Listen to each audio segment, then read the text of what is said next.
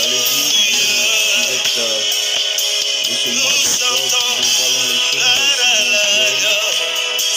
Voilà, installez-vous et nous allons commencer tout à l'heure par la grâce de Dieu. Installez-vous, faites les partages, les séances vidéo. Nous commençons tout à l'heure.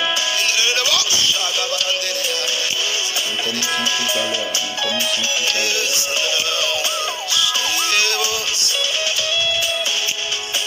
Merci Seigneur Jésus.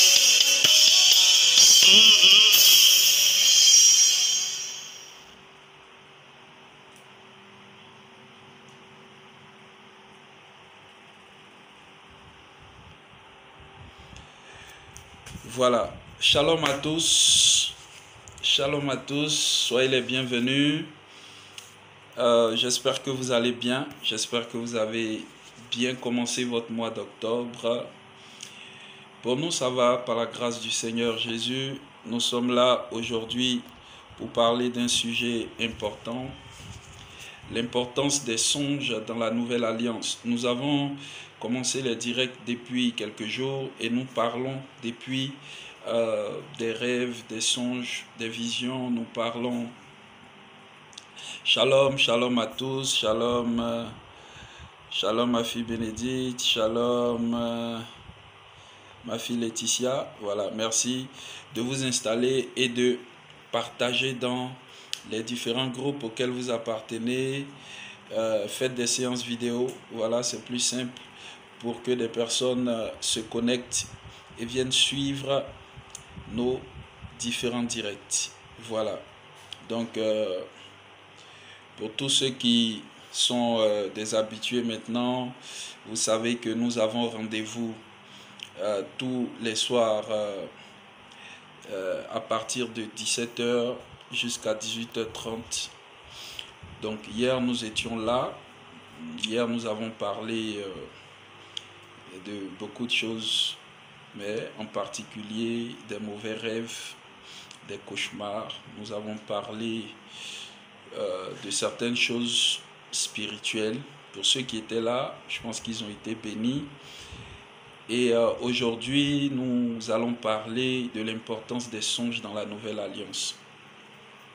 Donc, j'aimerais que vous puissiez vous installer, voilà, et que vous puissiez respecter le principe de ces lives, c'est de partager dans les groupes, partager à vos contacts, faites une séance vidéo sur votre page et vous êtes ainsi les bienvenus pour ce direct. Pourquoi est-il important de dévoiler les choses spirituelles? Vous savez, comme je le disais hier, les chrétiens de notre époque sont beaucoup plus religieux que spirituels. Être religieux, c'est appartenir à une communauté. Être religieux, c'est être membre d'une communauté, c'est aller à l'église et faire toutes les activités de notre dénomination. Voilà, c'est souvent même faire partie des responsables de l'église, c'est être à un poste dans le groupe musical ou même dans tout ce qui se fait à l'église. Hein, pourquoi pas? Et dans toutes ces choses-là, vous avez une certaine conscience que vous appartenez à un groupe de personnes qui adorent Dieu. Ça, c'est être religieux. Être spirituel, ça va plus loin que ça. Être spirituel, c'est commencer déjà par comprendre toutes les prérogatives que nous avons acquises au travers de la mort, de la résurrection de Jésus-Christ et de la descente du Saint-Esprit. Qu'est-ce que nous, en tant que fils de Dieu nés de nouveau, nous devenons, nous acquérons, mais aussi, surtout, qu'est-ce que nous pouvons faire dans ce monde où nous sommes? Quel est l'impact de notre foi et de notre croyance en Jésus dans notre environnement? Être spirituel, c'est commencer à vouloir expérimenter la puissance que Dieu nous a donnée. Être spirituel, c'est comprendre, mais aussi prendre. Être spirituel, c'est porter, transporter et apporter. Vous voyez, si vous avez la capacité de sonder le monde spirituel, vous allez avoir un impact assez particulier, significatif dans tout ce que vous faites. Je vous le dis en toute conscience de ce que je suis en train de dire. Donc, vous voyez, je disais hier que beaucoup de personnes ont peur des sorciers, même quand ils sont à l'église, parce que le sorcier a une certaine connaissance de son milieu spirituel, de ses capacités spirituelles. Pourtant, il n'a pas l'esprit supérieur. Nous, en tant que chrétiens, nous avons l'esprit supérieur qui est le Saint-Esprit. Et c'est de ça que je veux parler aujourd'hui. L'importance des songes dans la nouvelle alliance. Beaucoup de personnes pensent que la nouvelle alliance a commencé lorsque Jésus est venu. Ça, c'est déjà faux. Jésus était sous la loi, il est né sous la loi, il a grandi sous la loi, il a même exercé son ministère sous la loi, il est mort sous la loi. D'accord? Donc, déjà, pour vous qui pensez que la nouvelle alliance commence par le livre de Matthieu, parce que beaucoup de personnes confondent l'Ancien Testament, le Nouveau Testament, en l'Ancienne Alliance et à la Nouvelle Alliance. Donc ça, il faut déjà que vous puissiez comprendre les choses. Tout l'Ancien Testament n'est pas l'Ancienne Alliance. Et tout le Nouveau Testament n'est pas la Nouvelle Alliance. Je répète, tout l'Ancien Testament n'est pas l'Ancienne Alliance et tout le Nouveau Testament n'est pas la Nouvelle Alliance. Il y a une nuance. Donc, partagez s'il vous plaît. Je pense que vous venez vous installer, faites le minimum qui est de commenter, de partager et de mettre des likes parce que ça sécurise la vidéo et ça permet à ce que ceux qui signalent ou ceux qui veulent supprimer les directs ne puissent pas le faire parce qu'une vidéo où il y a beaucoup d'interactions, c'est une vidéo qui crée de l'engouement. Voilà. Donc, il y a plusieurs personnes qui n'ont pas encore reçu les notifications. Faites les séances vidéo s'il vous plaît pour que les personnes puissent venir et suivre le direct. Voilà. Donc, comme je le disais, être spirituel, c'est avoir la capacité de bénéficier de tout ce que nous avons au travers de l'héritage en Jésus-Christ de Nazareth. D'accord? L'une des choses que plusieurs personnes ne savent pas, c'est que on peut être chrétien sans être spirituel. Parce que moi, je fais déjà la différence entre être chrétien et puis être né de nouveau. D'accord? Être né de nouveau, c'est avoir expérimenté la nouvelle naissance au travers de la véritable repentance du baptême de l'esprit. Donc, il y a une véritable conversion que vous expérimentez, ce qui vous confère une nouvelle identité. Lorsque vous avez cette nouvelle identité, vous êtes désormais capable d'agir en tant qu'entité spirituelle. Donc, je le disais hier, pour ceux qui étaient là hier,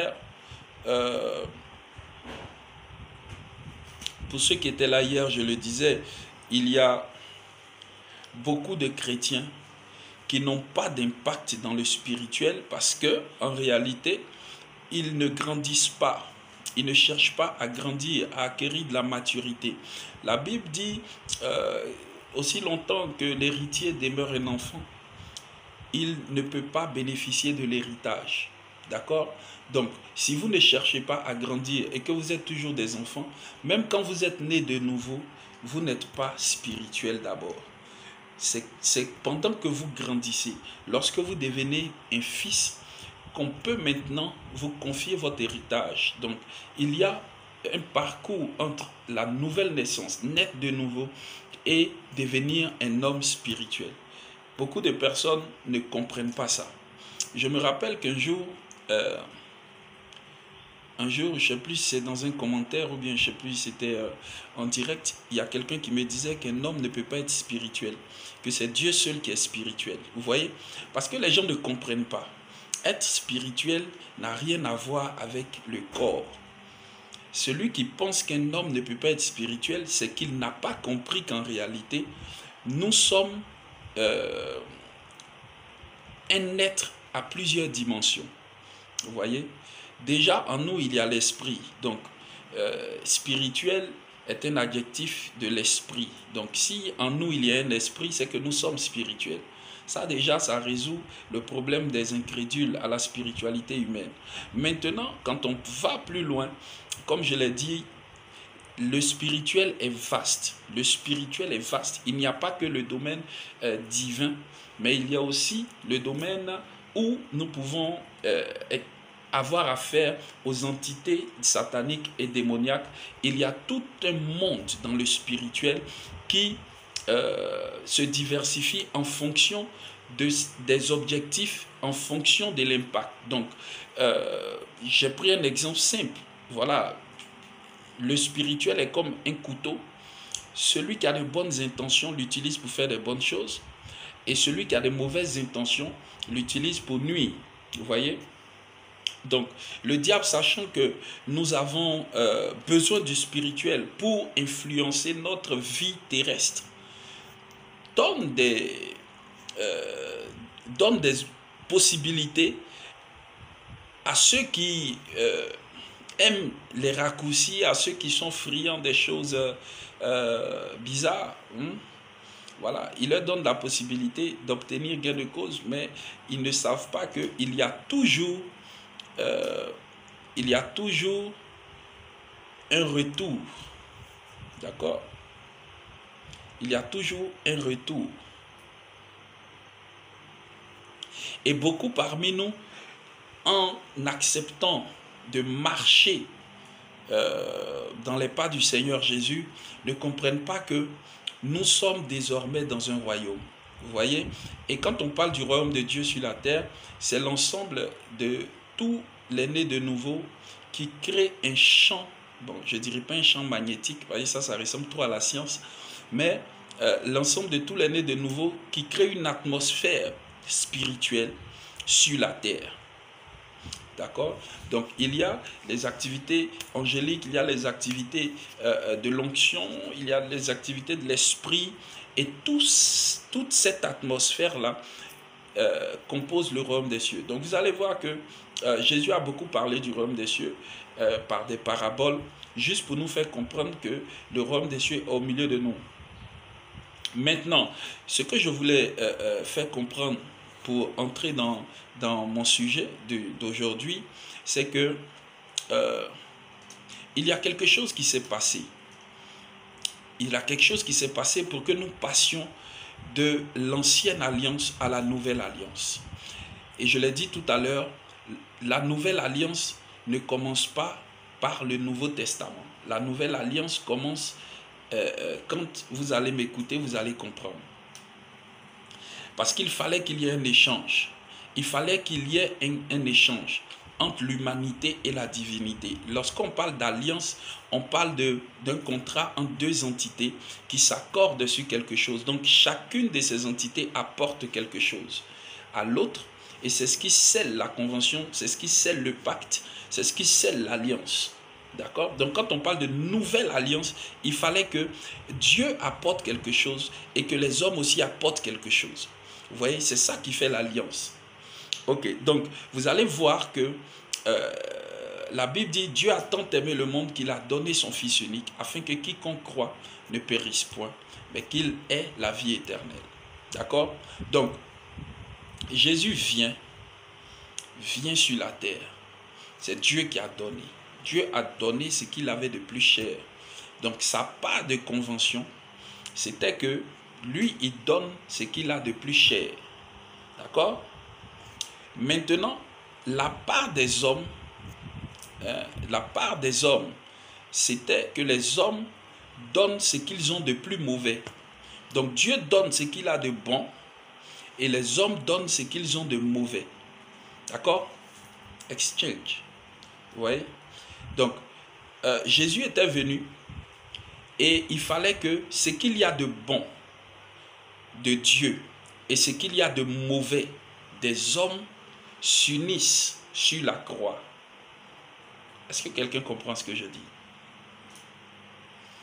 Donc, Jésus naît sans péché, il grandit, il fait son ministère, tout.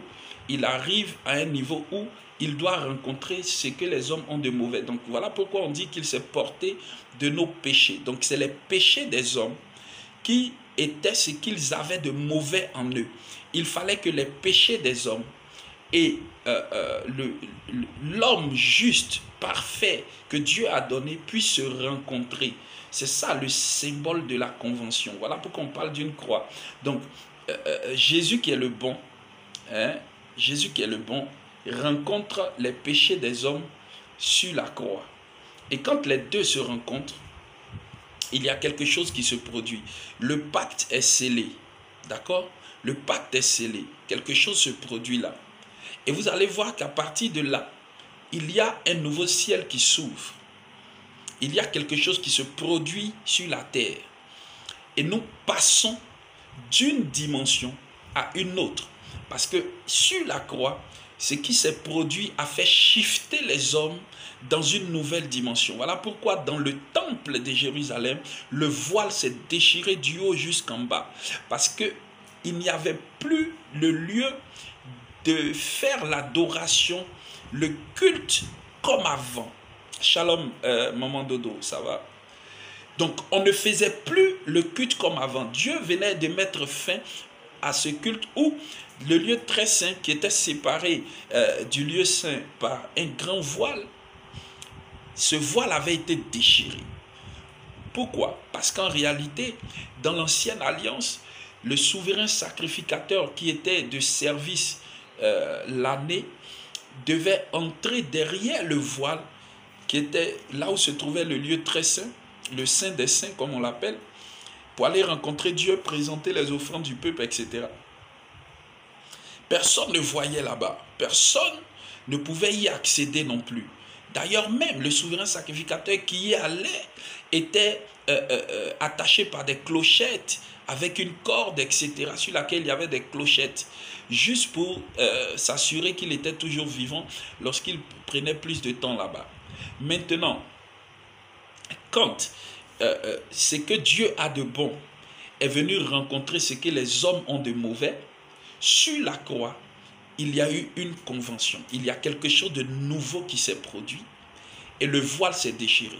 La manière que les hommes avaient reçu de Dieu de pouvoir entrer en contact avec lui venait de s'arrêter.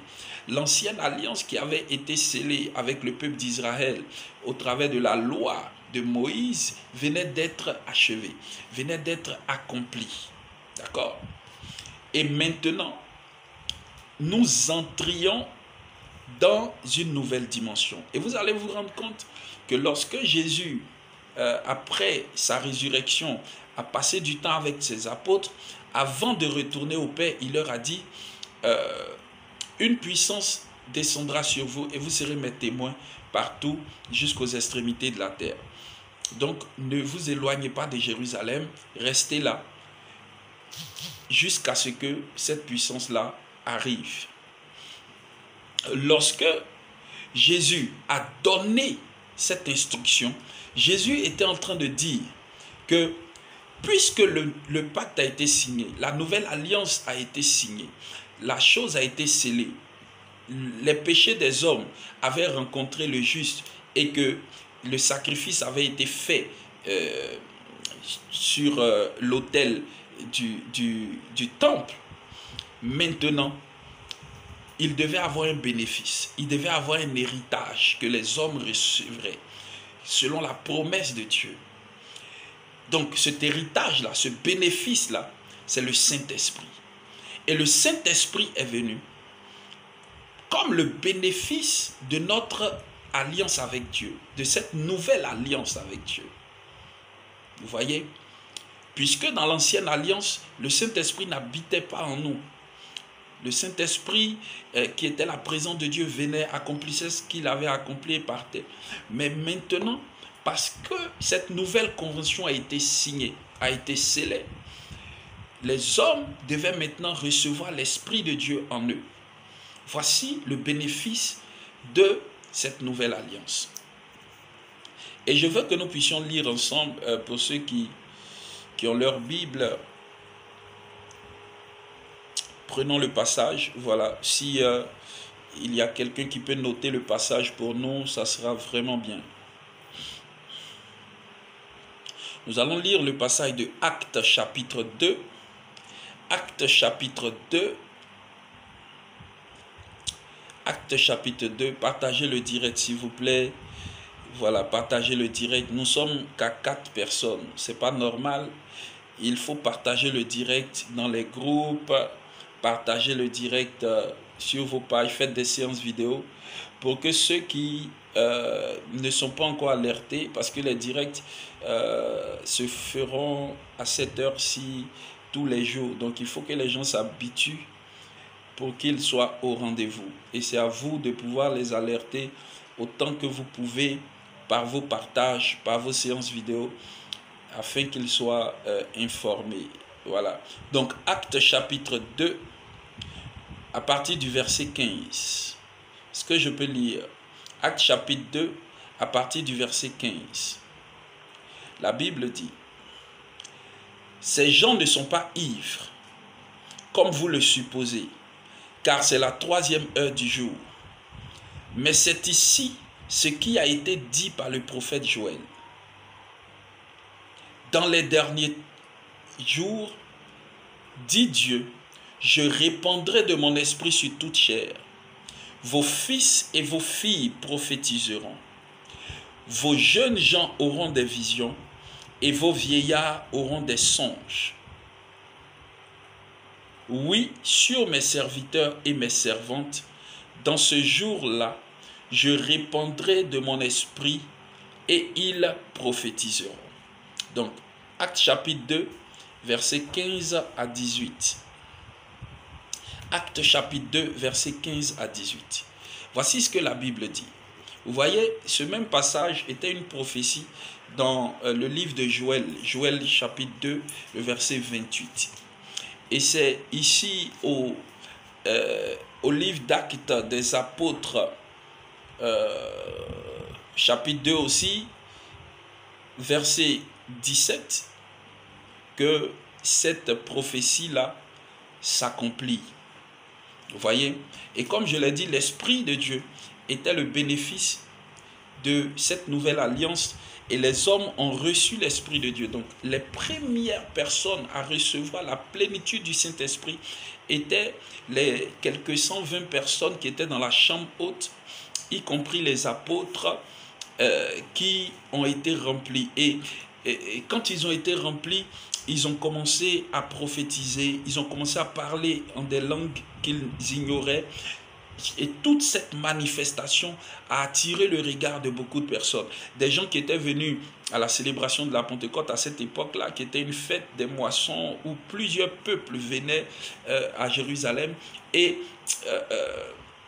l'apôtre Pierre va leur dire non, ces gens ne sont pas ivres, c'est pas possible. À cette heure-ci de la journée, on ne boit pas, c'est pas dans nos coutumes. Donc, ce qui est, c'est que ces personnes-là ont été visitées selon la prophétie de Joël, où Dieu a dit: vos fils et vos filles prophétiseront, vos jeunes gens auront des visions et vos vieillards des songes. C'est ce qui est en train de se passer. Vous comprenez? Donc, les songes ont une importance capitale dans la nouvelle alliance parce que les songes font partie des prophéties que Dieu avait annoncées dans les derniers temps. Donc, dans la nouvelle alliance, les songes ont un caractère particulier dans lequel Dieu rattache la maturité spirituelle à ceux qui ont des songes. Ce que vous devez comprendre, et je l'ai expliqué, je pense, il y a quelques jours, ce que vous devez comprendre, c'est que vous ne devez pas vous figer seulement au terme physique de songe, mais vous devez entrer dans la maturité spirituelle. Quand on parle de son, on parle de sagesse, on parle de profondeur, on parle de connaissance, on parle de maturité. D'accord? Donc, Dieu donne la prophétie aux fils et aux filles, il donne la vision aux jeunes gens, c'est-à-dire aux adultes, et il donne les songes aux vieillards. Donc, dans les derniers temps, dans la nouvelle alliance, chaque catégorie de nés de nouveau allait avoir une capacité prophétique qu'il va manifester. Donc, chaque groupe allait avoir une capacité prophétique qu'il va manifester. Et là, vous comprenez très bien que les songes sont rattachés aux vieillards, parce qu'en réalité, quand la Bible parle des vieillards, ici la Bible ne parle pas de ceux qui marchent avec des cannes ou bien ont des cheveux blancs, mais spirituellement, ceux qui ont une maturité dans les choses de Dieu, ceux qui ont grandi et atteint un niveau élevé dans les choses de Dieu, c'est à ces personnes-là que Dieu va donner le caractère des songes. Donc ici, il ne s'agit pas seulement de dormir et de rêver, mais il s'agit aussi d'avoir la sagesse, la compréhension des profondeurs, la compréhension des choses de Dieu, l'interprétation aussi des choses spirituelles. Et c'est alors que je veux dire et interpeller quelqu'un qui me suit. Ne te contente pas de ce que tu sais déjà. Non. Parce que dans le spirituel, on ne cesse pas d'apprendre.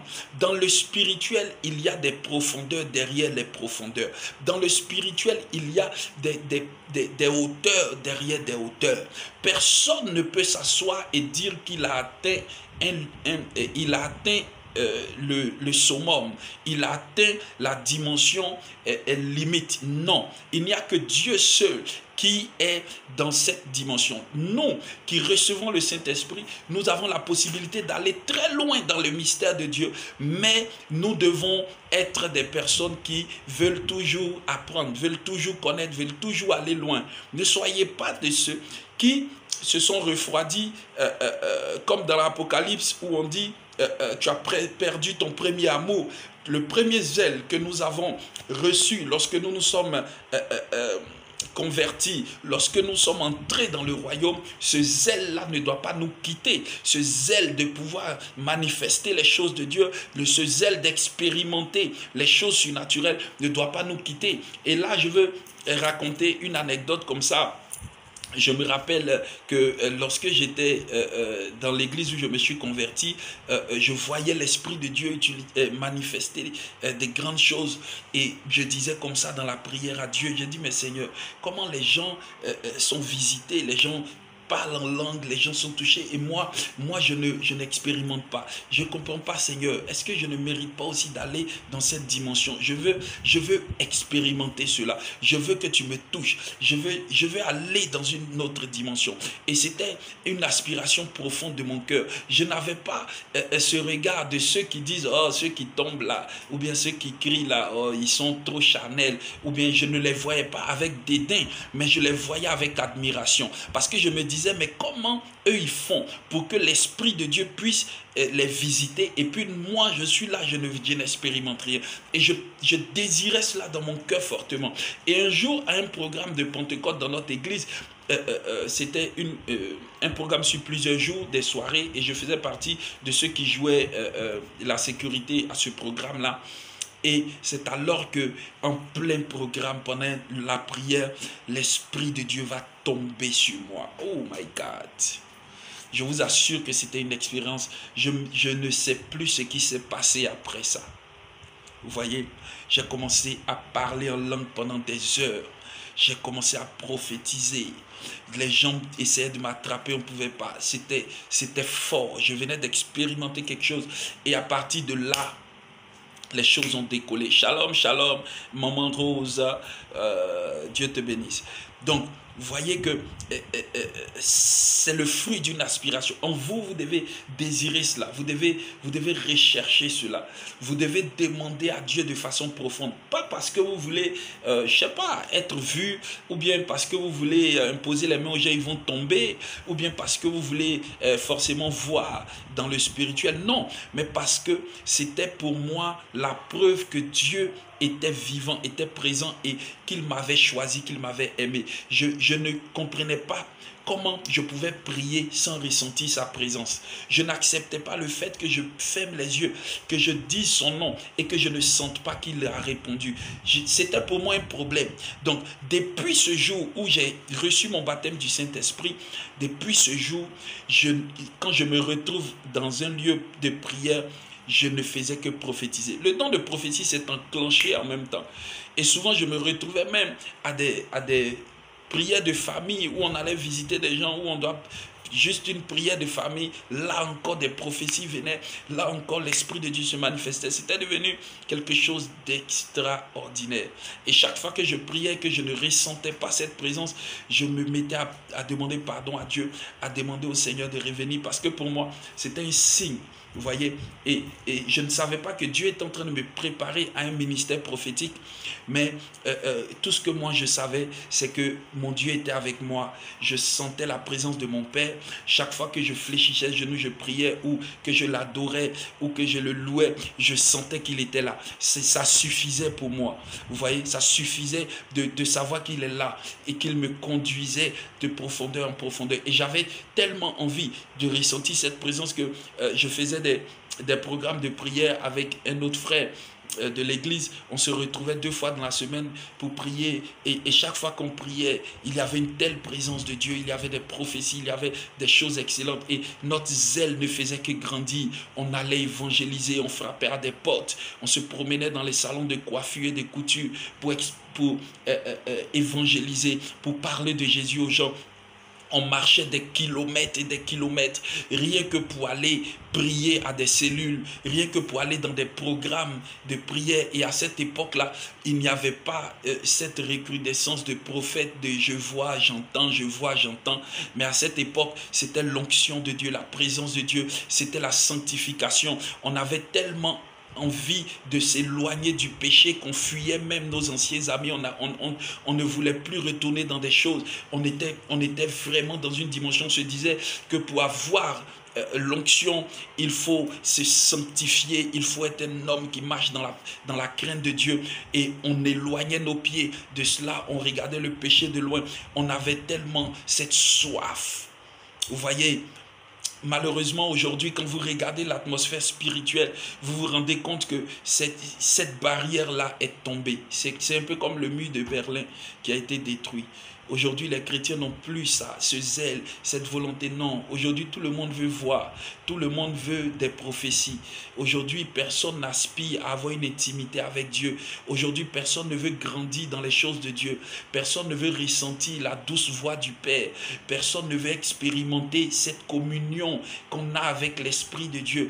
Personne, tout le monde, ce qu'il cherche, c'est d'avoir des dons spirituels qui va manifester pour qu'on l'acclame, pour qu'on dise que c'est un Superman. Et vous voyez qu'aujourd'hui, plusieurs rentrent dans le ministère, plusieurs viennent sur la scène dans le milieu chrétien juste pour se faire voir, juste pour qu'on les acclame. Avant, n'était pas chante qui veut. Non, tu ne peux pas t'amuser. Les chantes se sanctifiaient, les chantes avaient la crainte de Dieu. Vous voyez, nos mamans, c'était dans nos groupes musicaux, ce n'était pas les jeunes filles d'aujourd'hui. Quand on parlait de chante à l'époque, c'était des mamans, des femmes mariées. Ce n'était pas choral, hein? Non, ce n'est pas les chorales là. Mais les chantes même, c'était des mamans. C'était des mamans, c'était des papas, c'était des personnes qui avaient une certaine maturité, une crainte de Dieu. Aujourd'hui, c'est vrai que l'esprit se répand sur toute chair et cela attire des jeunes dans le ministère et même dans le service pour Dieu. Mais cela est aussi un moyen pour Satan de s'aimer le trouble dans l'église. Les gens n'ont plus la crainte de Dieu. Ils n'ont plus peur. Le samedi, on va se droguer, on va se saouler, on va forniquer, on va faire n'importe quoi. Et le dimanche, on vient attraper le micro, ou bien on vient prêcher, ou bien on vient adorer Dieu. Ça ne dérange personne. Il n'y a plus cette voix-là. Il n'y a plus cette crainte-là en nous. Et vous vous rendez compte que on veut, malgré notre état-là, que Dieu continue d'agir comme avant. Ce n'est pas possible. Ce n'est pas possible. Vous voyez, et à cette époque-là, lorsque l'Esprit de Dieu est tombé sur eux, c'était l'accomplissement de Joël 2, 28. L'Esprit de Dieu venait ainsi de remplir des hommes. Et vous allez voir que à partir de là, une nouvelle saison a commencé. Mais dans cette saison, il y avait les songes. Et je vais parler d'un des songes que l'apôtre Pierre a fait. J'en ai parlé, je pense, il y a quelques jours, où le Seigneur, à cause de Corneille, a donné une vision dans un songe à Pierre. Vous voyez, dans ce songe-là, Jésus venait de briser un tabou que Pierre avait concernant les autres peuples qui étaient jugés impurs et qui ne devaient pas avoir de relation avec les Juifs. Vous voyez, merci Saint-Esprit. Partagez le direct. Nous sommes en train d'aller dans les choses profondes. Partagez le direct, s'il vous plaît.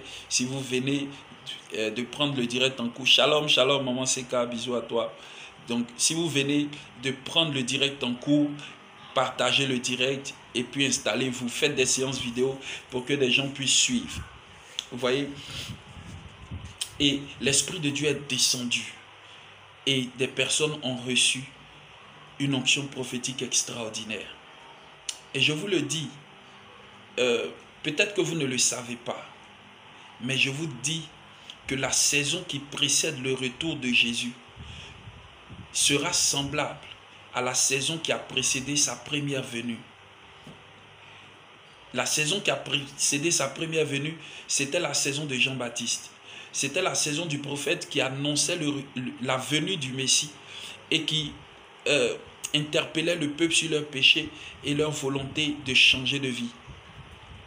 Vous voyez, c'est cette saison-là dans laquelle nous sommes, où Dieu va susciter une onction prophétique. Il l'a déjà suscité d'ailleurs, pour ramener les cœurs de ses enfants à lui, pour préparer les cœurs à son retour glorieux. C'est cette onction prophétique. Ce n'est pas le one-man show, ce n'est pas le bruit aujourd'hui qu'on fait juste pour être acclamé. Le prophétique de cette saison est un prophétique comme à l'époque de Jean-Baptiste. Je ne dis pas que c'est identique à l'époque de Jean-Baptiste parce que les saisons ne sont pas pareilles, mais ce prophétique qui est celui qui prépare le retour glorieux de Jésus, est un prophétique qui a ses deux pieds sur la repentance et qui a sa tête dans la dimension glorieuse de son retour. Et c'est ça que vous devez comprendre. Si vous voulez l'onction de Dieu, vous voulez l'Esprit de Dieu, vous voulez les dons spirituels, ce n'est pas pour autre chose que de préparer les brebis à rencontrer le Maître. Ce n'est pas pour autre chose. Et vos vies ne seront pas visitées dans une grande dimension si vous n'avez pas cela en esprit. Ça doit être pour vous comme une boussole. Vous devez comprendre que votre vie doit être prête à accueillir le Maître. La parabole des 10 vierges nous interpelle. Et je vous dis, quand on parle de 10 vierges, on parle de 10 personnes qui sont converties. Donc leur virginité représente leur sainteté, représente leur caractère de sainteté. Leur virginité représente leur état de converti. Vous voyez, mais les 10 là, qui étaient convertis là, n'ont pas été toutes en contact avec l'époux. Lorsque l'époux est venu, il y a eu seulement 5. Vous voyez, donc les 10 sont semblables à ce que la Bible dit, il y a beaucoup d'appelés, 10. Mais il y a peu d'élus, 5. Donc vous voyez, dans l'église, il y aura une sélection.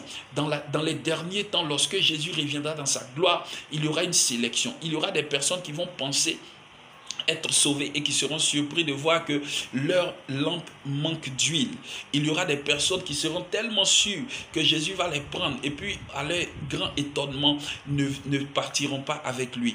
Donc vous devez veiller sur votre huile, vous devez prendre le temps de veiller sur l'huile. C'est l'huile qui maintient la flamme et c'est la flamme qui nous donne accès à l'époux. Si vous n'avez pas ce feu, si vous êtes éteint, vous devenez religieux, vous devenez quelqu'un qui raisonne, vous manquez de foi, vous allez avoir une carence d'huile.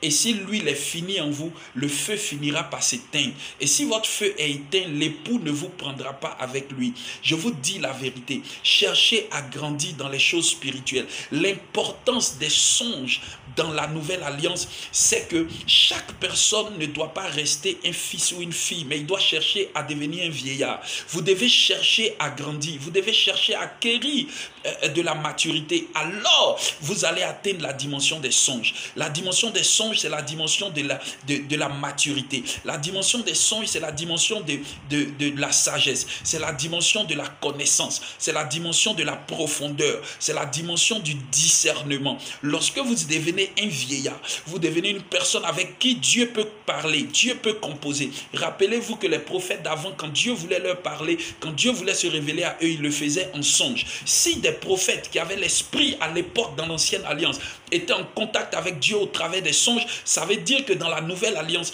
Dieu entrera en contact avec des personnes qui auront une maturité spirituelle. Pas des nés de nouveau qui vivent comme des païens. Pas des personnes qui n'aiment pas la parole, qui n'aiment pas la prière, qui n'aiment pas le jeûne, qui n'aiment pas se sanctifier, qui n'aiment pas obéir, qui n'aiment pas être disciplinés. Pas de ceux qui croient qu'ils connaissent tout. Pas de ceux qui pensent qu'ils n'ont pas besoin d'aide. Pas de ceux qui pensent qu'ils sont trop arrivés, qu'ils sont trop bénis, qu'ils sont trop spirituels. Non, mais c'est avec des personnes qui comprendront que la maturité spirituelle ne nous donne pas de nous élever les épaules, mais de rester humble et de toujours fléchir genoux pour chercher la profondeur derrière la profondeur. Et c'est ça que vous devez comprendre. La maturité que vous devez rechercher ne doit pas vous satisfaire. Si vous êtes satisfait, vous êtes sur le chemin de voir votre lampe s'éteindre. Si vous êtes suffisant, vous êtes sur le chemin de voir votre lampe s'éteindre. Ce que vous devez comprendre, c'est que derrière une profondeur, il y a une profondeur. Derrière une connaissance, il y a une connaissance. Vous devez toujours chercher à aller loin. Il y a des gens, par exemple, qui disent, non, moi, j'ai déjà jeûné, je ne jeûne plus. Moi, j'ai trop prié. Maintenant, c'est le temps où je dois profiter. Bien-aimé, le spirituel n'aime pas le refroidissement. Le spirituel n'aime pas le refroidissement. Regardez même ceux qui adorent les démons, ceux qui adorent Satan. Chaque jour, ils sont dans les rituels. Chaque jour, ils sont dans les sacrifices. Chaque jour, ils dorment au cimetière. Chaque jour, ils font des incantations. Chaque jour, pourquoi eux qui ne connaissent pas Jésus, là, eux qui ne connaissent pas Dieu, eux qui n'obéissent qu'à des démons, à des entités déchues. Eux, ils sont toujours en activité. Et puis vous voulez que le véritable Dieu vous laisse dans la paresse, vous laisse dans la léthargie, dans la monotonie. Ce n'est pas possible. Un enfant de Dieu doit être en activité. Vous devez être toujours alerte. Vous devez être toujours alerte. Vous devez toujours chercher à aller plus loin. Si vous avez l'habitude de faire une offrande d'une certaine somme, cherchez à faire plus d'offrandes. Cherchez à payer plus de dîmes, cherchez à aller plus en profondeur. Ne soyez jamais satisfait, parce que si un enfant arrête de grandir, on dira qu'il est nain, on dira qu'il a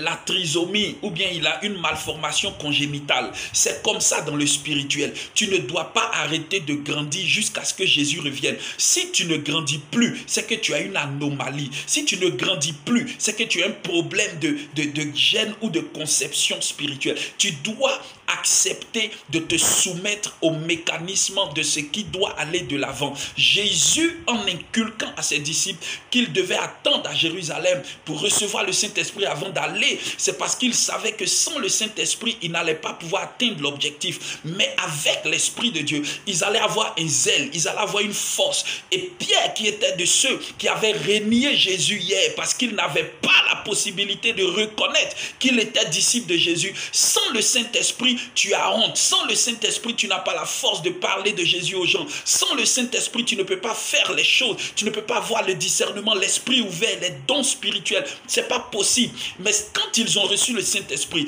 et que les gens ont commencé à parler, c'est Pierre qui a pris la parole devant des milliers de personnes. Pierre s'est présenté et il a commencé à confesser Jésus. Il a prêché Jésus-Christ de Nazareth que les gens avaient crucifié. Et c'est alors que des cœurs ont été touchés. C'est alors que 3000 personnes ont été converties et l'église de la nouvelle alliance venait de commencer. Bien-aimé, Pierre n'a pas prêché une religion. Pierre n'a pas prêché une dénomination. À leur époque, il y avait le judaïsme. Mais Pierre venait de prêcher Jésus-Christ ressuscité. Jésus n'est pas une religion. Jésus n'est pas une église. Jésus n'est pas une dénomination. Jésus est le chemin de la vie. Jésus est celui par qui nous avons le salut. Celui par qui nous atteindrons le le Père. Jésus est le chemin. Jésus est la vérité. Et si tu veux commencer à grandir dans les choses spirituelles, il faut que tu lui donnes la première place dans ta vie. Il faut que tu lui donnes la première place dans ton cœur. Tu ne dois plus marcher par tes propres forces, chercher à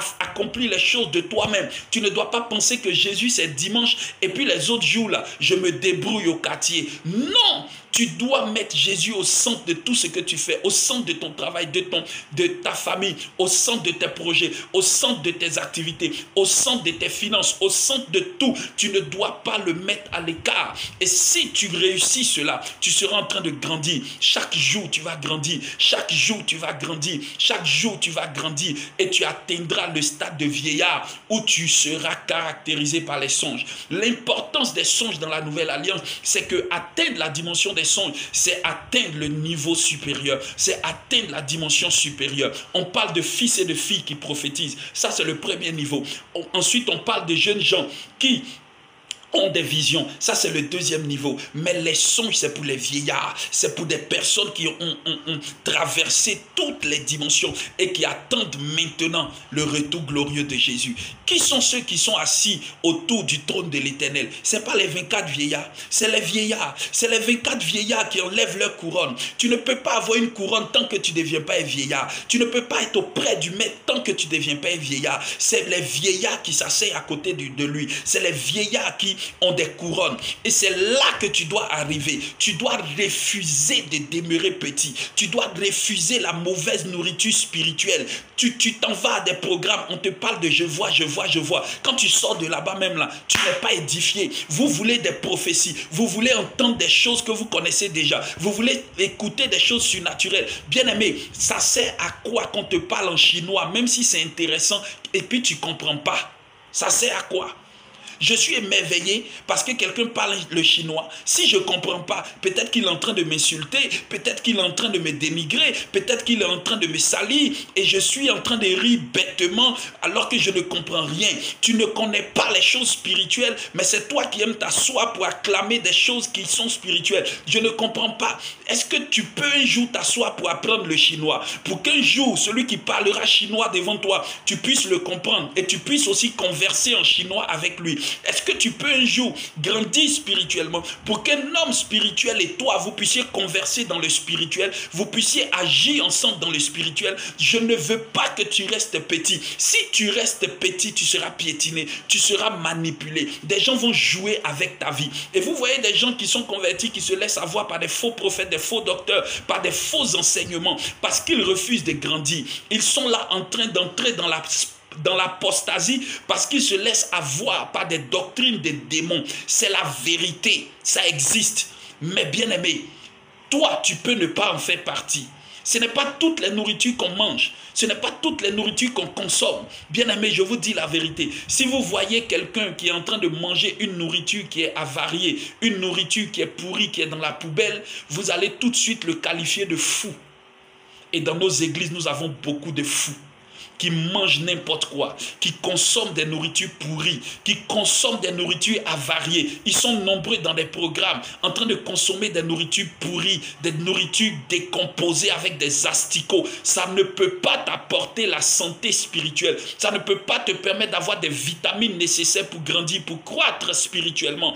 Et c'est ce que toi tu aimes. C'est ce que toi tu aimes consommer. Quand on fait un direct, tu viens t'asseoir. Tant qu'on ne te donne pas prophétie, c'est que le direct n'est pas intéressant. Tu veux consommer toujours les choses qui ne vont pas te faire grandir. Bien-aimé, écoute-moi s'il te plaît. Si tu veux devenir un vieillard, il faut que tu aies la soif de grandir. Il faut que tu aies la soif d'aller plus loin. Et c'est à ça que Dieu nous appelle. C'est ça l'importance des songes. Vous pensez que les songes dont la Bible parle dans Joël 2, 28 et dans Actes chapitre 2, verset 17, vous pensez que c'est dormir et puis rêver? Non! Les songes sont prophétiques. C'est la dimension supérieure dans l'onction prophétique que Dieu caractérise par une catégorie de personnes appelées les vieillards. Tu ne veux pas être un vieillard.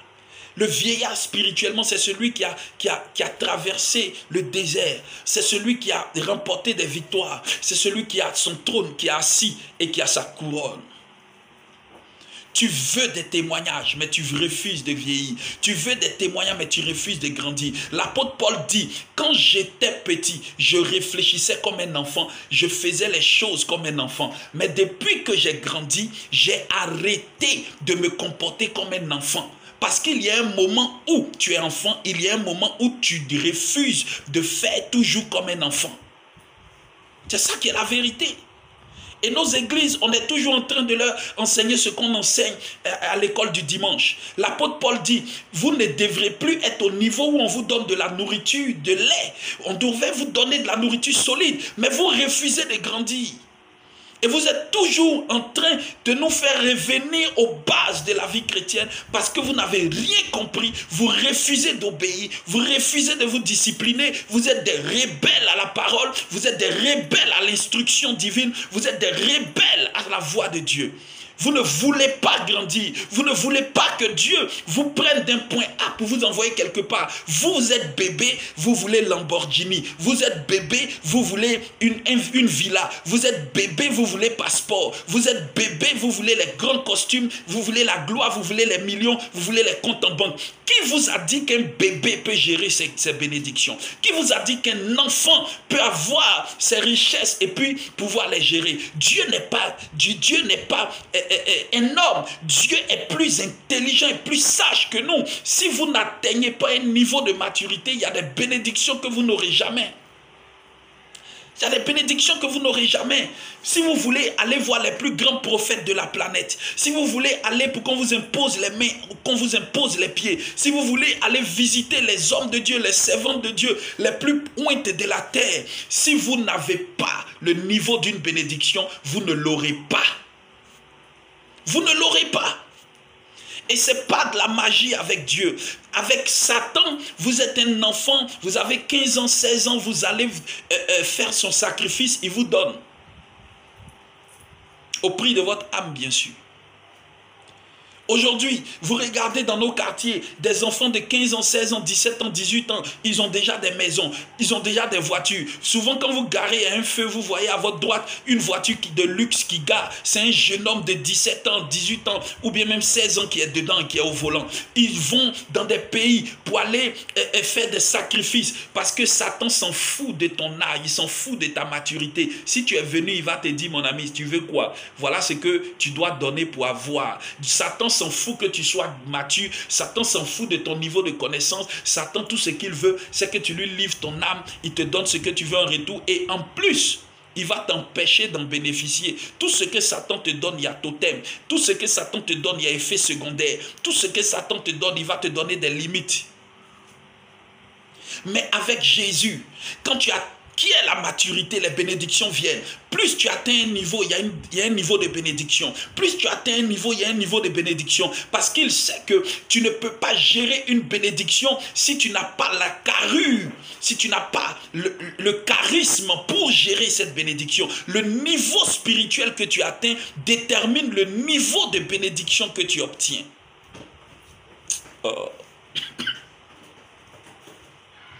Où sont les vieillards? Dans la nouvelle alliance, Dieu veut des vieillards. Dans la nouvelle alliance, Dieu veut des personnes qui vont quitter le stade de fils, de filles, de jeunes gens pour atteindre le niveau de vieillards. Dans la nouvelle alliance, l'Éternel veut avoir affaire à un conseil de sages autour de lui. Et nous avons des enfants qui pleurent parce qu'ils n'ont pas à manger ou bien qui pleurent parce qu'ils n'ont rien à se vêtir. Regardez ce que la Bible dit. Ne vous inquiétez pas de ce que vous allez manger ni de comment vous serez vêtus. Ça, c'est le niveau et c'est le b.a.-ba de la vie spirituelle. Un homme qui pense toujours à ce qu'il va manger et à ce qu'il va porter, il n'est même pas encore arrivé au CP1 spirituellement. Il est trop bébé. Et dans nos églises, c'est ce qui nous intéresse. Et vous voyez des gens qui viennent prendre le micro pour rendre témoignage juste parce que Dieu leur a donné 1000 francs ou bien 2000 francs, ils ont mangé. C'est témoignage qui est là. C'est témoignage qui est là. Tu ne cherches pas à grandir dans les choses spirituelles. Si tu savais même qu'il y a des choses pour lesquelles tu te bats là, on n'a pas besoin d'être converti pour avoir ça. Tu allais comprendre que ce n'est pas ça la spiritualité. Ce n'est pas ça la spiritualité. La spiritualité, ce n'est pas chercher à obtenir ce que le monde peut nous donner. Mais la spiritualité, c'est pousser le monde à produire ce que nous voulons obtenir. Je ne sais même pas s'il est parlé et puis quelqu'un m'a compris. En réalité, quand tu deviens spirituel, c'est le monde qui t'obéit, c'est la nature qui t'obéit. Ce n'est pas toi qui cherches à avoir du monde, non. Voilà pourquoi il dit, cherchez premièrement le royaume des cieux et sa justice et tout vous sera donné. Il dit tout vous sera donné. Il n'a pas dit que tu vas aller prendre. Il dit tout te sera donné. Mais nous là, on veut aller prendre. C'est ce qui est écrit. Il dit si vous cherchez le royaume des cieux et sa justice, tout vous sera donné. Quand on dit on vient te donner là, est-ce que tu fais effort? Quand on vient te donner là, est-ce que c'est toi qui vas chercher? Non. C'est parce que nous ne cherchons pas le royaume des cieux que nous sommes obligés d'aller prendre. On veut aller prendre, on veut forcer, on veut lutter pour obtenir. Non, c'est pas ce que Dieu a dit. Quand vous lisez Jean 15, le verset 16, la Bible dit quoi? La Bible dit que ce n'est pas vous qui m'avez choisi, c'est moi qui vous ai choisi, je vous ai établi afin que vous alliez et que vous portiez du fruit, afin que tout ce que vous demanderez en mon nom, je vous le donne. Donc c'est Dieu qui nous donne.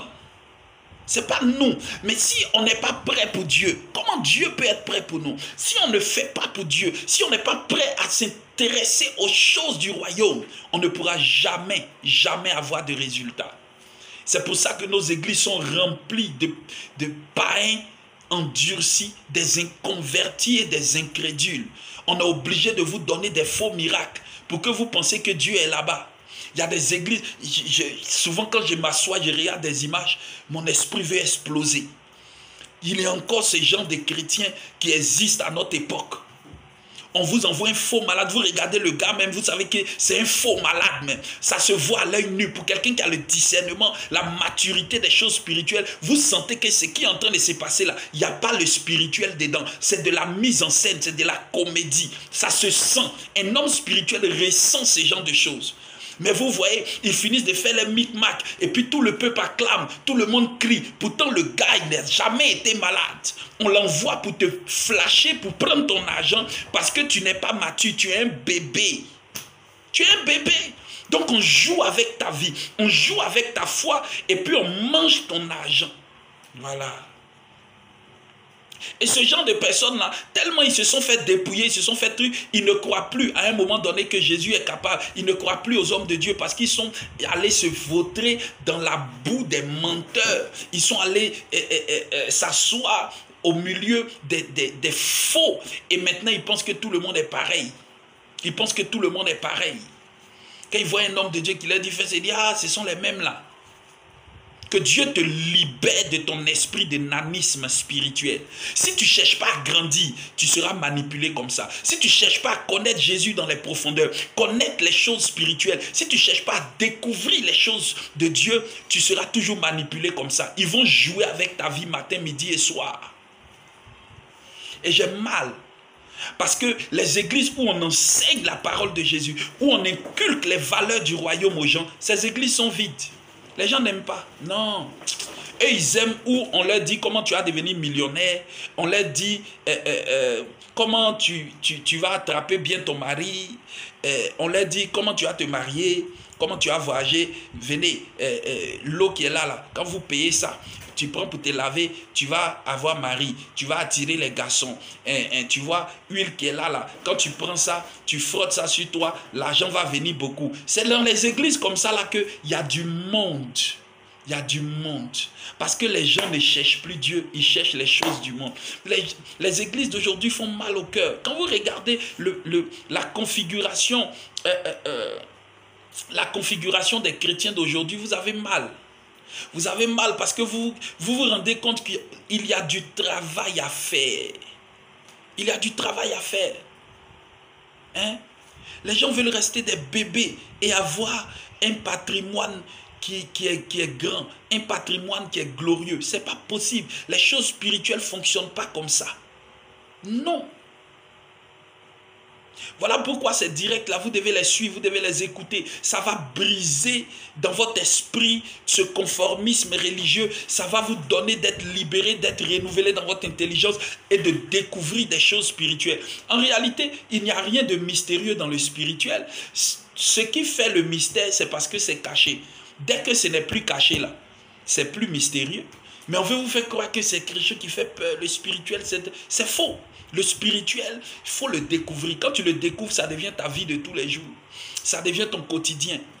Et moi, quand je suis assis quelque part et que je vois Jésus faire un miracle, je lui donne la gloire. Je ne suis pas comme ceux qui crient comme s'ils n'ont jamais vu quelque chose. Frère, quand tu arrives dans un endroit et que tu regardes trop à gauche, à droite, on sait que tu viens d'arriver. Tu es nouveau dans le quartier.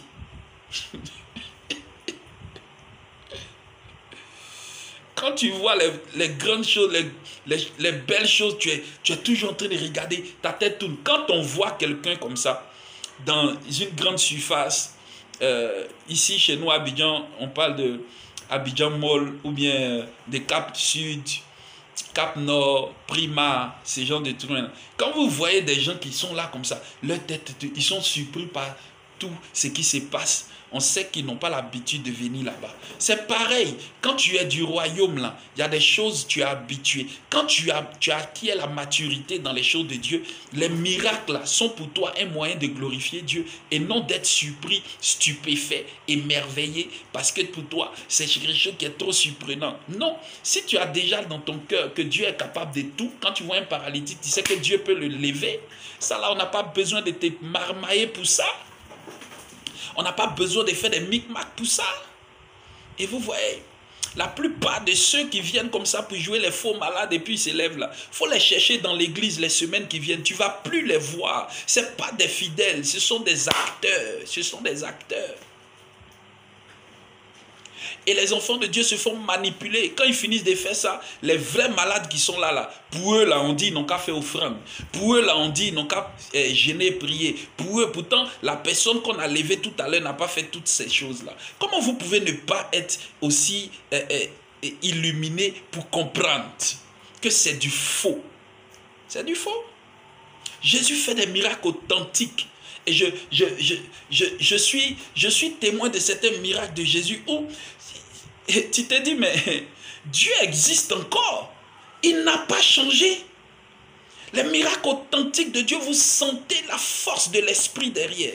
Vous sentez l'atmosphère de l'esprit. Mais quand c'est charnel, quand c'est du monté de toutes pièces, ça veut dire qu'on a affaire à des gens qui n'ont aucune maturité spirituelle. Vous voyez? Et comme je disais, l'apôtre Pierre a reçu un songe pour que Dieu lui donne une instruction. Vous voyez, Dieu lui donne une instruction pour qu'il aille prier pour Corneille et qu'il prie pour que Corneille ait le baptême du Saint-Esprit.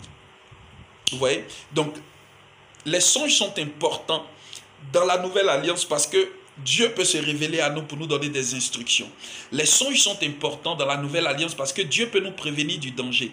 Dieu peut nous donner des orientations. Dieu peut nous donner des instructions. Il peut nous révéler même des choses que nous allons utiliser pour aider des personnes, etc., etc. Donc, les songes sont importants dans la nouvelle alliance. Et si vous priez, si vous avez une activité spirituelle constante, Dieu passera souvent par vos songes pour vous interpeller, pour vous montrer des choses concernant votre vie et pourquoi pas celle des autres. Il y en a même qui ont une très grande dimension de révélation avec le Seigneur. Et Dieu peut leur parler même des choses qui vont arriver dans le monde, dans d'autres nations, etc., etc. Parce qu'ils sont très souvent dans sa présence, ils sont très souvent en contact avec le Seigneur. Et Dieu, la Bible dit que Dieu ne fait rien sans avoir révélé à ses serviteurs les prophètes. Et quand la Bible dit ça, les gens pensent que c'est seulement le ministère prophétique. Non, parce qu'à l'époque, là, ce que vous devez comprendre, c'est qu'à l'époque, il y avait seulement les prophètes et les sacrificateurs. Donc, quand on parle de serviteurs de Dieu, là, c'était ces personnes-là qui exerçaient avec l'Esprit de Dieu. Donc, à un moment donné, dans la Nouvelle Alliance, Dieu a suscité les 5 ministères. Donc, quand on parle de prophètes, on ne parle pas seulement de ceux qui ont le ministère, mais aussi de ceux qui ont l'onction prophétique.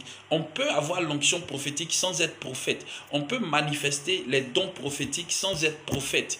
Et ça, vous devez avoir dans votre esprit. Je pense qu'on parle tellement des prophètes que, bon, peut-être dans ces directs-là, nous allons parler de ces choses parce que ça fait partie des choses spirituelles. Mais comme je le dis, nos sujets ne sont pas préparés d'avance. Chaque jour, il y aura un sujet. Chaque jour, il y aura un sujet. Amen. Et demain, par la grâce de Dieu, à la même heure, nous allons parler du combat spirituel. Vous voyez, non? Tout à l'heure, en même temps, le Saint-Esprit m'a donné le sujet de demain. Voilà, ce n'était pas préparé. Demain, nous allons parler du combat spirituel. On va essayer de comprendre cette affaire de combat spirituel là-haut. C'est quoi? Parce qu'il y a tout et n'importe quoi. Il y a des chrétiens qui passent leur vie chrétienne entière à combattre les sorciers, à combattre les démons, à combattre. Il y a même des églises même où c'est juste ça. Et il ne faut rien d'autre que de combattre. Qu'est-ce que c'est que le combat spirituel? Qu'est-ce que la Bible dit du combat spirituel? Nous allons parler de ça demain. En tout cas, demain, si tu as manqué ça, moi, je ne sais pas. Hein. Voilà, je ne sais pas. Demain, 17h, nous allons parler de ça. Donc, je vais terminer pour le sujet d'aujourd'hui pour dire que les songes sont importants dans la Nouvelle Alliance parce que c'est l'accomplissement de la prophétie de Joël. Lorsque nous recevons le Saint-Esprit, Dieu nous donne maintenant de passer d'un niveau à un autre jusqu'à atteindre la dimension des songes. Mais en réalité, les songes dont la Bible parle ici ne sont pas seulement dormir et avoir des songes et des rêves, mais c'est aussi manifester la capacité des dons qui sont en rapport avec la sagesse, avec la parole de connaissance, avec le discernement des esprits et autres, toutes ces choses-là qui nous donnent d'être des gens matures, qui peuvent guider, orienter des gens, des personnes, qui peuvent conseiller des personnes, aider des personnes, etc. Donc, les songes sont très importants. Et il y a beaucoup de personnes qui ont déjà ces aptitudes. Je pense qu'il y en a même qui sont connectés. Vous avez constaté que vous faites souvent des songes qui se réalisent. Vous voyez souvent des choses avant que cela ne se produise. Dieu vous montre beaucoup de choses comme ça dans ce sens. Ça veut dire que vous avez des aptitudes à être en contact avec Dieu au travers de ce canal qu'on appelle les songes. Donc, priez beaucoup pour cela. Demandez au Seigneur d'aiguiser ce don. Et vous-même, ayez une activité constante de prière, une activité spirituelle constante. Ne soyez pas ceux qui prient au hasard dans la journée ou bien ceux qui jeûnent au hasard. Non, ayez un programme. Soumettez-vous à une discipline dans une activité spirituelle constante. Je vous le dis, et ça c'est la vérité. Il y a même des serviteurs de Dieu qui n'ont pas de discipline dans ce domaine. Ils n'en ont pas. Pourquoi? Parce que pour eux, ils ont atteint déjà une certaine dimension, ils n'ont plus besoin de faire certains efforts. Mais c'est dommage parce qu'il y a des dimensions, il y a des profondeurs que vous n'allez pas atteindre. Vous êtes serviteur de Dieu, servant de Dieu, vous devez avoir un programme, vous devez vous soumettre à une discipline dans vos activités spirituelles. Ça doit faire partie de votre quotidien. C'est ce qui permettra au Seigneur de vous inculquer chaque jour des choses nouvelles, chaque jour des choses nouvelles et vous allez grandir. Ayez des moments où vous vous retirez, ayez des moments où vous vous retrouvez seul, vous êtes avec le Seigneur en train de réfléchir aux choses de Dieu, en train de méditer la parole, en train de prier, en train de l'adorer, mais surtout en train de l'écouter. Parce que si vous commencez à grandir spirituellement, vous allez savoir qu'on ne passe pas du temps dans la présence de Dieu seulement en train de parler, mais on peut passer aussi du temps dans la présence de Dieu en train de l'écouter. Vous voyez, et aujourd'hui, tellement on est bébé spirituellement, on est petit spirituellement, on passe du temps, on peut faire 2 heures, 3 heures, on se réveille, on prie jusqu'à... Tu vas voir, la personne va dire, j'ai prié pendant 20 heures, j'ai prié pendant 10 heures, j'ai prié pendant 4 heures. Quand tu finis de me dire ça là, moi maintenant, je te demande, Dieu t'a parlé pendant combien de temps? Parce qu'une conversation là, c'est un échange. Tu as prié pendant 4 heures du temps, bravo, tu es fort. Maintenant, Dieu, là, il t'a parlé aussi pendant combien de temps? C'est ça la question. Parce que souvent, on a envie de trop se jouer les spirituels, là. Non, je me suis réveillé à minuit. J'ai prié jusqu'à 6 heures. Alléluia. Mais tu es faute. Comment tu arrives à faire ça? Vraiment, moi, je ne peux pas. En tout cas, il faut me montrer comment tu fais. Et les gens autour de toi, ils sont émerveillés. Ils t'acclament, ils te voient comme le super spirituel de la maison ou la super spirituelle de la maison. On dit, c'est la prière. Quand tu te réveilles, mais à 2 h du matin, il est en train de prier.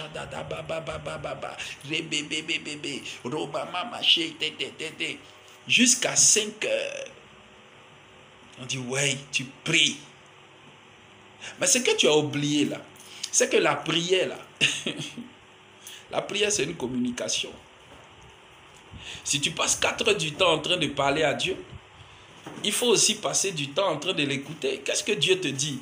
Pendant tout ce temps-là, tu as fini de bavarder. Et puis quand toi, tu finis de parler, en même temps, tu dis Amen, en même temps, tu t'en vas.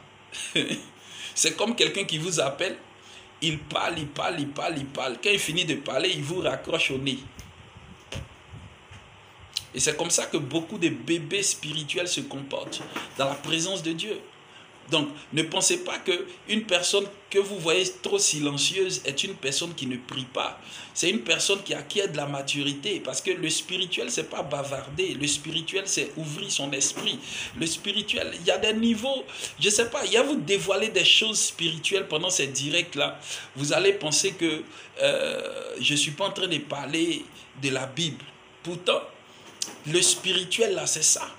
Le spirituel, il faut arriver à un moment donné où vous comprenez les différents aspects de votre connexion avec Dieu. Dieu te parle combien de fois quand tu pries là? Quand tu pries, tu ressens quoi? Tu entends quoi? Ou bien tu vois quoi? Qu'est-ce qui s'ouvre devant toi? Est-ce que tu arrives à cette dimension-là où tu es en contact avec les choses surnaturelles? C'est de ça qu'il s'agit. Ce n'est pas le bavardage. All right. Donc, les songes sont importants dans la nouvelle alliance et je prie vraiment et j'encourage tous ceux qui ont déjà ces aptitudes-là et qui aspirent aussi à les avoir. Je vous encourage à prier, demandez au Seigneur de vous donner le discernement et surtout de vous visiter si cela est important les nuits pour vous parler parce que comme je l'ai dit, on n'a pas seulement... on n'a pas que des rêves qui sont de Dieu ou des rêves que nous devons prendre au sérieux. Voilà. Et aujourd'hui, c'est le dernier direct que nous avons pour parler des rêves et des songes. Pour ceux qui sont sur le direct, j'ai mis mon contact WhatsApp. Il y en a déjà qui m'ont écrit avant-hier et hier. On a échangé concernant leurs songes. On a prié pour eux. On leur a donné des directives, etc. Donc vous aussi, vous pouvez le faire. Si vous avez besoin de directives, vous avez besoin de conseils ou d'interprétation ou même de suivi spirituel, vous pouvez nous écrire. C'est notre numéro qui est épinglé là en commentaire au bas de la vidéo. Donc vous pouvez prendre le numéro, écrire à l'homme de Dieu, parler avec lui. Si vous voulez expliquer quelque chose qui est long, vous pouvez faire une note vocale. Et autant que je peux, en tout cas, je me ferai... l'obligation de vous répondre et on pourra échanger. Si ça nécessite un appel, là on va appeler, mais s'il vous plaît ne lancez pas le numéro tant que vous n'avez pas parlé avec moi en inbox parce que c'est important quand même qu'on échange. Il y a des personnes qui reçoivent leurs orientations même après un échange et puis on prie pour eux, donc c'est pas un problème. Voilà, donc aujourd'hui nous terminons les directs concernant les rêves. Demain, comme je l'ai dit, à partir de 16 h, nous allons parler, à partir de 17 h GMT, nous allons parler du combat spirituel. Et je veux que tu sois là. S'il te plaît, il faut venir écouter. La Bible dit la foi vient de ce qu'on entend. Il faut venir écouter. Ça va t'aider. Je te dis la vérité. Je n'ai peut-être pas toute la révélation sur le sujet ou bien toute la profondeur. Mais le peu que je vais te dire demain, ça va t'aider. Ça va t'aider. Ça va t'aider. Voilà. Je préfère te dire ça comme ça. Demain, 17 h GMT, 19 h heure de Paris, midi ou 13 h heure du Canada et des États-Unis. Connecte-toi, et tu seras fortement béni. Donc, voilà, nous terminons le sujet, l'importance des songes dans la nouvelle alliance. Demain, j'aimerais que vous puissiez être encore des nôtres pour créer l'habitude, parce que le Seigneur m'a mis à cœur durant tout ce mois d'octobre de dévoiler des choses spirituelles. Voilà, donc c'est ce qu'on va faire tous les soirs.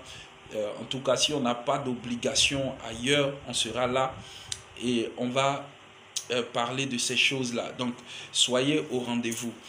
Partagez la vidéo si vous n'avez pas encore fait pour que d'autres puissent suivre la vidéo en différé. On a des réactions, même des vidéos passées. Déjà, la vidéo d'hier, j'ai eu quelqu'un qui a regardé la vidéo en différé et qui m'a écrit aussi par rapport à sa situation. On a pu échanger et aider cette personne. Donc, quand vous partagez les vidéos dans les groupes, ça aide des gens. Il y a des gens qui sont dans les groupes qui ne sont pas forcément amis avec l'homme de Dieu, mais qui peuvent voir la vidéo juste parce que vous l'avez partagée. C'est aussi un canal pour aider des personnes et sauver des âmes. Donc, quand on vous demande de partager, ce n'est pas parce qu'on veut vous donner de faire un boulot à notre place, mais c'est aussi servir Dieu parce que vous êtes en train de transmettre quelque chose qui peut aider des gens. Il y a des gens comme ça, la nuit, ils n'arrivent pas à dormir, ils tombent sur des vidéos, ils les regardent et c'est leur message. C'est leur message. Il y a une dame même dans un des groupes qui a regardé, je crois, la séance vidéo et elle a écrit en bas: homme de Dieu, c'est à moi que tu parles. Voilà, elle a écrit ça en commentaire. Pourtant, elle n'était pas là en direct. Ça veut dire que les vidéos peuvent être regardées après et continuer de bénir des personnes. Donc, partager, ce n'est pas grande chose, ce n'est pas trop vous demander. Moi, je ne suis pas en train de chercher la starmania, je ne cherche pas à être populaire, mais je veux que le message du Seigneur aille loin. Donc, vous pouvez le faire avec nous, faites-le, ça va vraiment vous aider. Voilà, ça va vraiment aider beaucoup de personnes. Donc, c'était votre serviteur, le prophète Arnaud Seka. Nous allons prier pour terminer. J'aimerais encourager chaque personne à chercher à grandir dans les choses de Dieu. Si vous avez un contact avec le Saint-Esprit, quand vous écoutez quelque chose où Dieu n'est pas, votre esprit est alerté. Il y a quelque chose qui vous dérange. Parce que Dieu ne permet pas que ses enfants soient mal nourris ou mal entretenus. Vous pouvez même entendre des messages de quelqu'un qui a l'habitude de vous donner des bons messages, mais un jour il peut se tromper sur une conception, sur une révélation ou bien quelque chose. Ça ne veut pas dire qu'il est faux, mais ça veut dire que dans la nourriture qu'on vous sert, vous devez avoir le discernement pour trier. Même en ce qui concerne la prophétie, Dieu demande à ce qu'on discerne les prophéties. Ça veut dire que ce n'est pas tout ce qu'on te donne, tu dois consommer.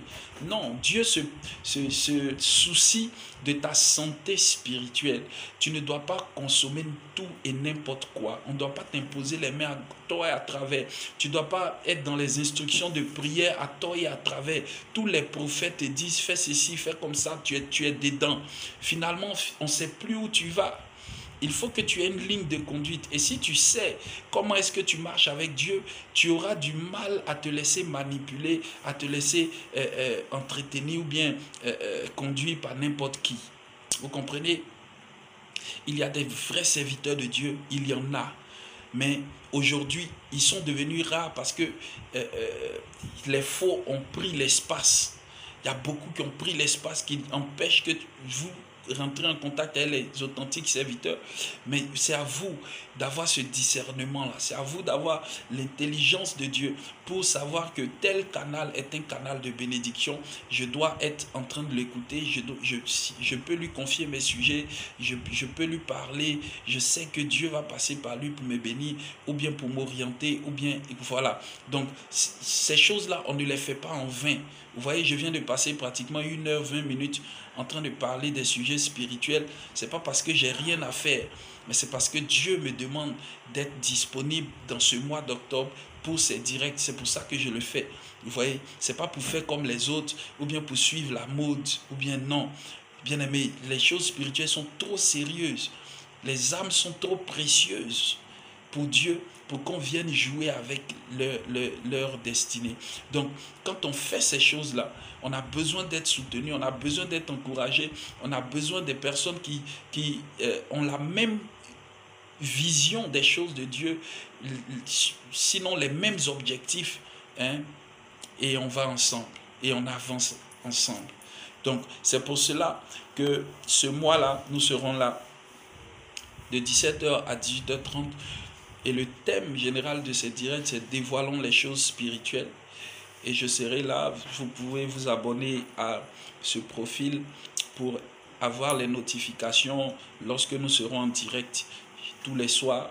Vous pouvez donner l'information à vos amis, donnez-leur la page ou le profil pour qu'ils puissent aussi envoyer des demandes d'amis et puis être aussi en contact avec ces directs. C'est comme ça qu'on peut se rassembler autour des choses de Dieu et commencer à grandir ensemble. Donc que Dieu vous bénisse.